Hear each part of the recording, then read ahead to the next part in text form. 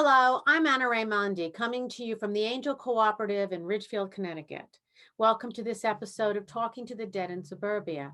Today, I'm so happy to welcome my guest and friend, Laurie Gelman, to the show. Hi, Laurie. Hi, so good to see you. Good to see you too. After 25 years as a TV broadcaster, Laurie Gelman turned her talents toward writing. She has two bestsellers to her credit, Class Mom and You've Been Volunteered, and a third coming this summer. Laurie lives in New York City with her husband, Michael, and teenage daughters, Jamie and Misha. By the way, has the one that was coming this summer, was that last summer that it was coming? No, it's coming out July 14th this summer. Oh, okay. Your books, I love your books. They're so funny. They're Yeah. just so funny. Having gone through that, the PTA mom type thing with my children, I read it and I laugh. At one point I was the PTA president, which is Oh, I'm so itself. sorry. Oh my God. It was like the worst job I've ever had. That is They, far and enough. they used to yell at me for not like managing people. It's like, these are volunteers, guys. This is like not I the don't work biggest for part the of our life. school. You Right. don't pay me. Right. Crazy stuff. I'm just curious, how did you go from television to writing? Well, I took a few years off from television to raise my children. And what I really learned is that television waits for nobody. If you get older, younger people are going to scoot right in and take over, unless you're Barbara Walters or somebody like that. So I knew I needed to get back doing something after I'd spent so many years being the wind beneath everybody's wings, making sure they get off to school and to work okay and get everything done for them. And I loved that. That was the greatest time. And I feel like it was time well spent. But I needed an outlet. Once the girls were like late high school, I thought, gosh, I really got to be doing something with my day besides going to Soul Cycle. I need some worth, and I need a creative outlet. So I decided to write a children's book because I thought, well, that'll be easy because the crap that they put on television for people, or not on television, and in books, kids' books are just, some of them are so stupid. I thought, I'll just write a quick one of those, make some money. And I was completely wrong. I got 47 rejections like that. And not one rejection was the same. Like, I couldn't even gather what was wrong with the book based on the rejections because everybody disliked something else about it. And so I was like, wow, that's the worst. And I was out for lunch with my agent, and he was giving me the bad news. And I got a phone call. I was class mom at the time, and I got a phone call, and someone wanted to, did I remember what their conference time was? And I'm like, yes, it's right here, along with the million other things I've got in my head. But no, like, it's in the email. Look, check the email. And I hung up the phone, and I was like, oh, these people. And so I started telling him some stories, and he's like, that's your book. Because forget the children's book. You got to write about this. So I did. Isn't that funny? Like, I mean, that's what things happen for a reason. Yeah. You had to put that first in book out there and try to get it published. It wasn't to be. But And you're pretty, Anna, you were the first person to ever tell me that I was going to write a book. And it was years later that I finally did it. But you were the first one. You said, your great time is going to come when you write a book, and you're going to write a book about that is going to be great for moms, I think was what you said. oh, I still love it when I'm right. So right. That's wonderful because I think that your books are very widely read, and they're light, they're poignant, but there's messages in there, about like yourself and who you are and what you're doing. There's the undercurrent there, and they're very funny, Thank you. very funny. So, do you consider yourself to be funny? No, oh my gosh, no. I mean, you could describe or ask other people to describe me, and in 25 words, and funny would never be one of them. It was all going on in my head, but I never had the guts to say it. Like, I would be out somewhere I call it the cocktail party in my head, because I'd be out somewhere and things would be happening and everyone's, having a good time, and things would come into my head, and I would think them, but I wouldn't say them. And finally, when I started writing, all the thoughts that I wouldn't say came down on paper. And the first time I had anybody read it, they were like, "Oh my God, this is hysterical." I'm like, "Really?" I couldn't believe I felt so lucky. Yeah, I think that's wonderful. Well, I'm glad you have that stuff come through your cocktail parties. I get more I'll turn to my husband and say, that guy over there is having an affair. You know that. Well, I'm kind of reading his energy, I mean, I guess I could write a book about that. I don't know. Good. Uh, Oh my gosh. that would be different coming from the medium. I truly believe that laughter is healing. I think that it's a part of who we are. It's the lightness. Do you bring laughter into your own life, to heal or something like that where, you just feel that you kind of let it go within laughter? Can I tell you, it is one of the most healing things. And truth is, in my car, my XM radio is set to number 94, which is a Netflix comedy. And it's just, 5 minute snippets of stand up comedians, like just constant, giving little riffs. And I love that. I used to listen to the news all the time and just thought, no, I No, gotta that's stop. not funny anymore. And now I just laugh. And there's really some funny people out there. And that to me, it puts me in a better mood. And I've always admired people who are funny too. I think that's always attracted me to people in the past, friends and lovers and husbands and stuff. Do you think Michael's funny? He's very funny in a dry way. He doesn't get to show it a lot, but he's really funny and extremely quick. Yeah, I think that's wonderful. So what is your new book called? It's called Yoga Pant Nation. It is number 3 in the series of Jen Dixon, our fearless hero, who was a class mom. And then in the second book, she was in charge of safety patrol. And in this third book, she's in charge of the school's fundraiser. So we all know these are all the worst jobs. Worst job. Although PTA president, I would not even touch that in a Yeah, book. that wasn't good. But No. I did my stint. I did it. I thought I was going to be able to be closer to my kids. Little did I know has nothing to do with my children. I thought I did it.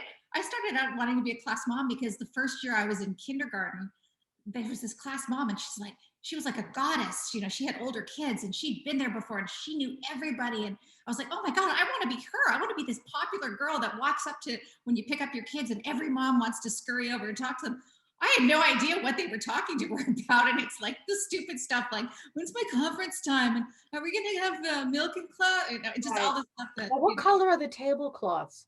Like whatever color you like, and that's not what people are going to be focused on. But I think it gives when people are going through that phase of their life, it gives them a place, you yeah, know, definitely. and everybody needs their place. So there is something really wonderful about it. I mean, I had just moved to Connecticut when I got involved in every single thing, like everything. Like Yeah. I had stopped working and I was involved in everything, and then I picked and choose what I wanted.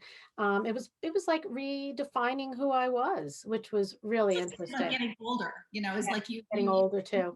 you start out, with everything and then you sort of cut back a lot. But there are a lot of frustrated heads of companies who've taken time off to have Yeah. kids who all converge at one time on a school. So there's a lot of type A's, Yeah, by there's a lot of them.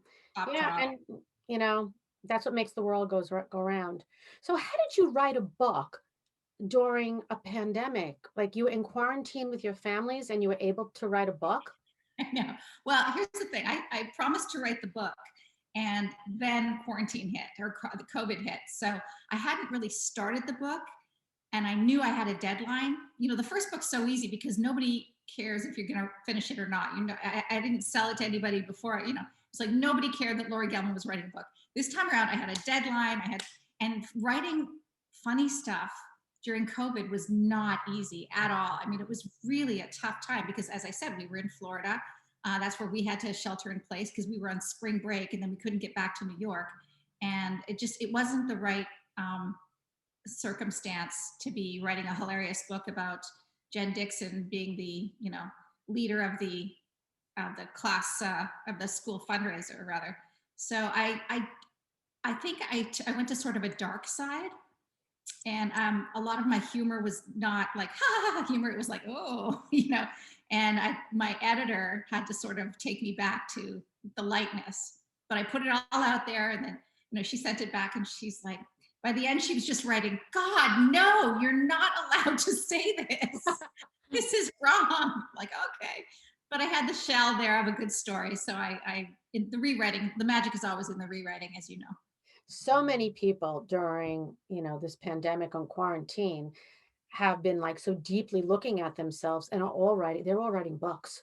Everybody's writing a book. Everybody I talk to is writing a book, and I keep telling people whether the book comes out for other people to read or you just have it for yourself, it's so cathartic. It's so healing that, there's so much of whoever writes a book, there's so much of the author in the book. And when you That's read the book, you realize, yeah, like that's a piece of me I want to change um or address or whatever, or that's me. I haven't looked at that piece of me yet. Do you see yourself in the books? Oh, well, the first book is almost completely me. I mean, the emails that Jen Dixon writes to her class are verbatim. I took them from my class emails. Those snarky, like I'm in charge, response times will be noted, like all the stuff that I put in the book. I actually did that. And that was Very funny. it was extremely cathartic. I have to say, it was like I was taking names and taking no prisoners. I was like, oh, I remember when she did this. And then I would go and write a whole chapter on it or whatever. Um, but I always encourage, especially women, to write a book. I always say, if you think you want to, you have to do Hmm. yourself a favor and sit down and write it. And don't think about writing it and don't say, oh, I can't write it. Just sit down, carve out time for yourself every day and write that book, because typing the end is the cake. That's the cake. The cherry is getting people to read it, and the icing is getting people to read it, and the cherry is getting it published. So, like, the Yeah. cake though is the book, and you'd be so proud of yourself just typing those two words at the end. Yeah, it's pretty cool. So you're a mom, you have children. Uh, how has having kids changed your perspective on your spirituality or the world or what's around you? Well, I mean, I think when we first have kids, especially when I first had a daughter, every horrible, awful, terrible thing that I could imagine would happen to her would pop into my head. I mean, it was a daily dose of like, oh my gosh, what if I drop her at the store? What if somebody snatches her out of the, like, every day, all day was like the worst things that could happen. And that really got me to a dark place. So I realized for the second one I had to sort of um, trust the universe, that this baby was going to be okay, that the universe was going to take care of her even if I wasn't there for 5 minutes, that things were going to be okay for her, because otherwise you drive yourself nuts. Yeah, And I it tell never people all stops. the It's the time. first time you let them take a cab by themselves I live in New York City, so Mhm. the first time you're just on pins and needles, and it's like, call me when you get there, and you track them on your phone if you can. I mean, we didn't have that technology even 6 years ago, so my kids were doing all these things, without me being able to be right there with them.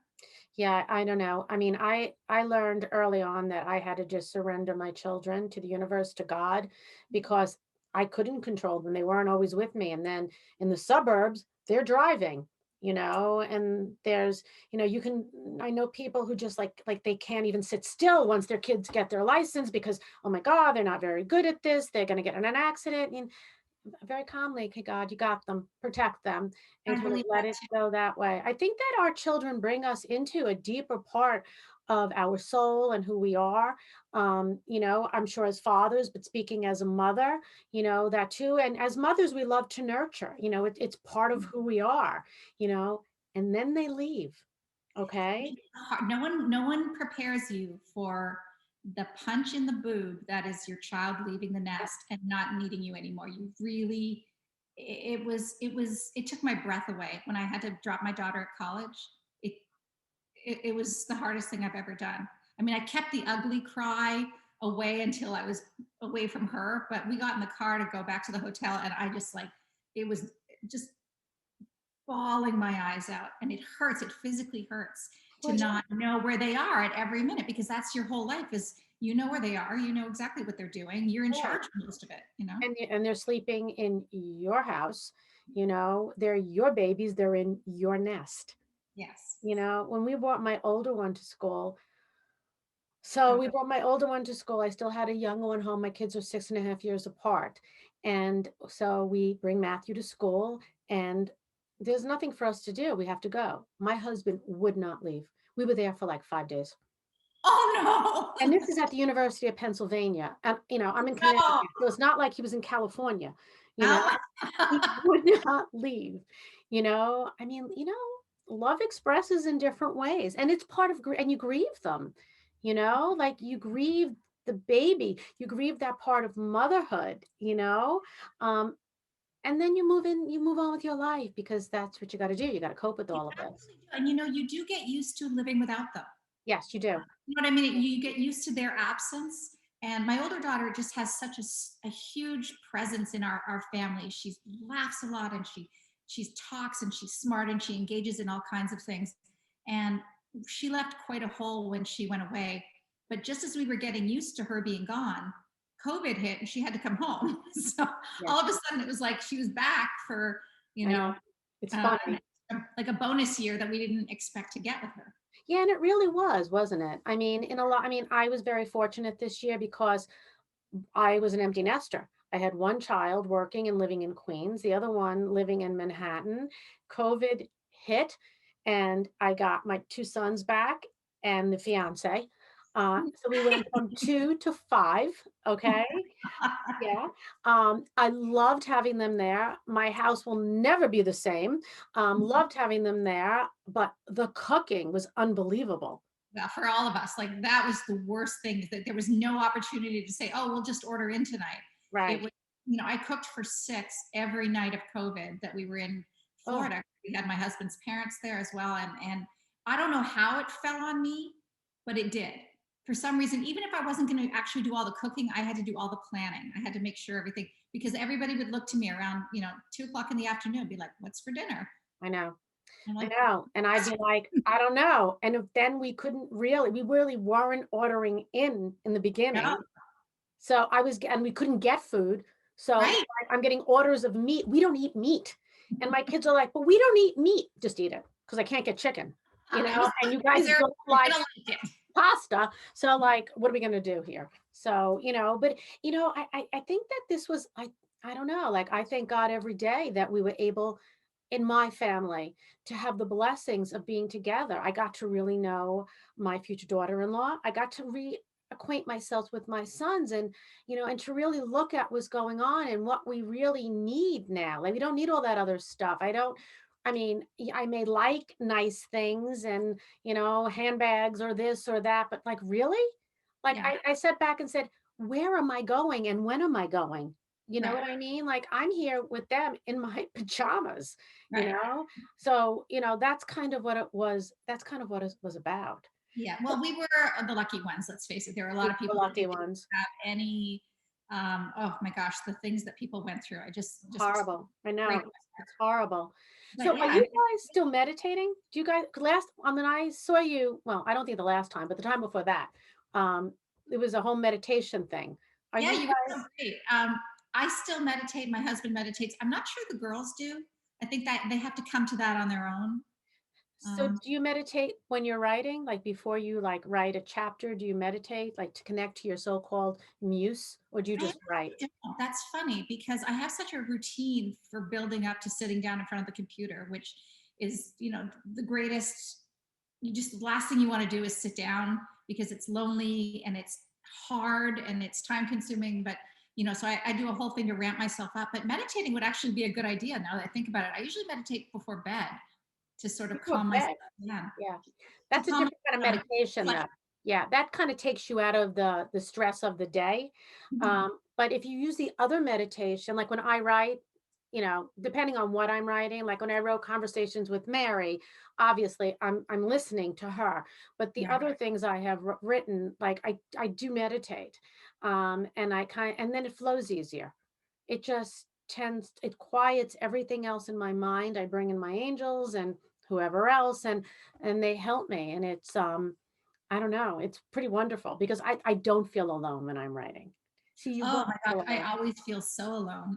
So I'm going to try that. I'm going to actually give that a go. I'm starting the fourth book, um, because dozens of people have demanded another book from me. So I'm starting the fourth book probably in February. So I will try that. So are you going to write a book about the empty nester, what it's like when they go Maybe. off? I mean, right now, everybody wants this one character, Jen Dixon, and the fourth book, he's only in seventh grade, so like we're going slowly up the ladder. At some point, yeah, I'm sure I will. But I really want to write something else about somebody else. So I'm not really, excited to keep the Gen Dixon thing going past this fourth book that I still have to write. Oh, you probably will, though. Well, you know, shake the moneymaker, as my husband would say. Yeah, but you know what? I also think it's giving a lot of healing to a lot of people out there who think they're all alone in that place. And it's more than misery likes company. I don't think that's what it is. It's that everybody feels different. Like, why am I the only one who thinks this when, there's this group think where we probably all think the same thing. I've had so much great feedback like that. And when I've done my book tours, women love to come up to me and they're just like, "Can I tell you my story? Can I tell you what happened to me?" And I'm like, "As long as you don't mind seeing it in a book, because I may steal it. I'm running out of ideas on my own." And they're always like, "Of course, of course." And they have some amazing, funny, interesting, horrifying stories to tell. Yeah, well, I don't know. That's where the humor comes in because, in retrospect, it's like, that's really funny. Really funny. Like somebody actually had that conversation, Yeah. because we're just human, you know. And so I don't know, like I can listen over and over again to Robin Williams, his Carnegie Hall, video. I think it's a riot, but now when I listen to it, I hear something else. Oh, really? Yeah, I do. I hear something else there. He's still hysterical, like, do you want fries? That kind of the whole routine. I don't think I've Uh, ever seen that routine. oh, it's you got to watch it. It's heartwarming. But then, I guess when I watch it now, I do feel something else. But, he was able to bring that to a stage and have us laugh, He's you just a know. terrific soul, and who knew? Who knew? And that's why I think, now people are looking to laugh. I think, the whole true crime that was such a big deal on television, last year and the year before is moving away for some more lightness. We want lightness. Right. So that's a good thing that has come out of all of this. Yeah. So can I ask you a question Sure. that has nothing to do with this? Who's Audrey? I have no idea. There's an Audrey here. Okay. I feel like there's an Audrey and there's a woman named Isabel or Belle or Bella. Well, I have two aunts who are dead that were named Audrey and Isabel. Okay, because they're in the room with you. Okay. They're giving you strength. I don't think that they had this in them. Okay. And in between them is a man. Okay. And he has his hands on your shoulders. Okay. And he's saying that his biggest claim to fame were either the road trips or going somewhere where there was a lake with everybody because everybody could like he loves that you're in the Hamptons, okay, in a place where there's water and you can relax, okay, where you can just be yourself. He's very happy because that's what he liked to do. Yeah, Um, the way he's behind you, he feels like he would be a father figure. Is yeah, this your father? He's laughing because he's saying so many girls, so many females, so many females, so many. Like I feel like there are men, but he's always surrounded by in some way women. Okay. no, he Um, has three daughters, and I have two, and then his okay. grandchildren were mostly girls. So Always surrounded by women. And he's saying that his greatest lessons in life were from the women. I don't know if he's very gentle, like very such soft a and sweet even, guy. Yeah. very soft and even. He probably would have admitted this in life. I don't think he would have had a problem. He still feels like, he's a manly man. He wants to be a man. He wants to be known as a manly man. But he's saying, my blessings, my blessings. I'm still counting my blessings. He wants you to know he had a really good life and he was ready to go. Oh Really good life. Is your mother in Florida? no, she's dead. She's passed. Oh, so she passed. Did she pass after him? 2 weeks after him. I feel like Okay. it was a grudge match between them. Like who Okay. was Did going to she stay alive pass? longer? Did she pass in Florida? No, Okay, because he's showing me Florida. Okay. So were they in Canada or Florida? they were in Canada, both of them, but not together. They hadn't been together in 40 years. Okay, so they were in separate places in Mhm. Canada. So who had the place in Florida? My father. Well, Ah, actually, they both did at one point. They both did at one point. okay, because he's talking about the happiness in Oh, he loved Florida, Florida. He used to call it his place in the sun. the He loved it happiness so, in so Florida. much. Yeah. Yeah, I don't feel her as much as I feel him, okay? I mean, I'm seeing the letter of her name, but, I don't feel her as I feel him. I feel him much stronger. That's not to say she's not around you, okay? Um, I think that did she talk a lot, your mother? Not that you would say, "Oh boy, does she ever talk a lot." She was a good conversationalist. Because I feel like she's stepping back to let him do the talking, because 'cause they're at peace with each other, okay? Yeah, They're at peace. Her that's name true. begins with an A? No, a Whose name B. begi Close. okay, what's her name? Barbara. Okay, who's Anne or Anna? Oh my gosh, Anna's my stepmother. Okay, She and was with where is my dad she? for over 40 years. Okay, and where is she? She is passed as well. Okay, okay, so I am seeing not your mother, I am seeing your stepmother, okay? That I mean, I think your mother's there, but your stepmother is there too. She wants you to know she loves you, okay? And she knows how hard it was, okay? She's saying it was up and down, but it's all okay now. Your father comes to you in your dreams all the time. Have you been seeing him? Yeah, Yeah. that's really him. So it's not like it's a psychological thing where you're trying to work out something. You know, there's the psychological dreams and then there's the spiritual dreams. And the spiritual dreams tend to be more colorful, okay, where you really feel like you're with the person. And it's his gentle touch that you can feel in the dream, okay? And he wants you to know that he's with you and he's protecting your daughter. You know, when she goes off to school again, he's with her. He's with her. Completely. You don't have to worry about it. Anna, that was so nice of you to tell me that. That you'll have no idea. That's, you're right. I am much more connected with my father, even in death, than my mother. And he was the greatest guy. Everything you said was exactly right. The one thing, he had Alzheimer's. So for the last 8 years of his life, he didn't know who I was, and then he stopped talking. I mean, you couldn't have a conversation with him. So in my dreams, he comes back, and just hearing his voice Yeah, and he's talking to me it gives me so much strength. I wake up in the morning and I feel so much better. good. Because he wants you that's what he wants. He wants to take away that pain from those years where he couldn't speak to you. Yeah. That's why he's doing it now. And he really has his hands on your shoulders.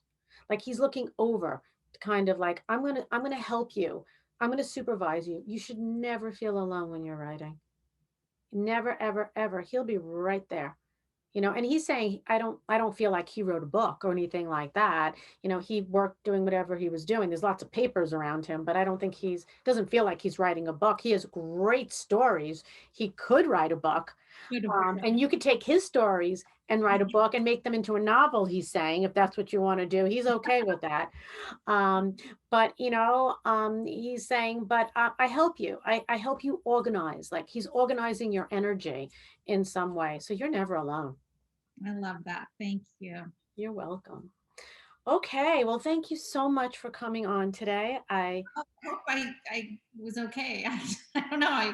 I feel like you gave me so much more than I just gave you. It was like, No, it's wonderful. Absolutely wonderful. And I'm just so thrilled to be speaking with you. I love your books. Yeah, I think that, people who haven't read them will also love reading them. And laughter is a healer. So, you don't have to always be reading something so intense.